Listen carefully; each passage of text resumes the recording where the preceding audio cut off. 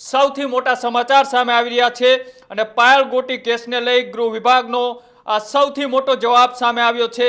થોડા દિવસ પહેલા અમરેલીના પૂર્વ સાંસદ વીરજી ઠુમર દ્વારા ગૃહ વિભાગને એક પત્ર લખવામાં આવ્યો હતો અને આ પત્રના જવાબમાં ગૃહ વિભાગે જવાબ પણ આપ્યો છે અને જવાબમાં લખ્યું છે કે દુર્વ્યવહાર બદલ 3 પોલીસ અધિકારીઓને ફરમાન પણ આપવામાં આવ્યું છે। 3 પોલીસ અધિકારીઓ સામે પણ મોટી કાર્યવાહી થઈ શકે તેવા સંકેતો અત્યારે મળી રહ્યા છે। જે 3 પોલીસ અધિકારીઓની બદલી કરવામાં આવી હતી, આ બદલીથી સંતુષ્ટ નહીં થઈ અમરેલી કોંગ્રેસના પૂર્વ સાંસદ વીરજી ઠુમરે ગૃહ વિભાગને પત્ર લખ્યો હતો।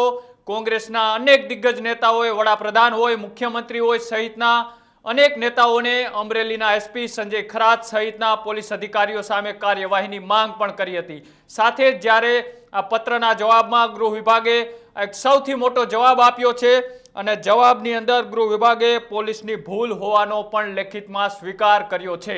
આ સૌથી મોટા સમાચાર અમરેલી પાયલ ગોટી લેટરકાંડને લઈને અત્યારે સામે આવી રહ્યા છે।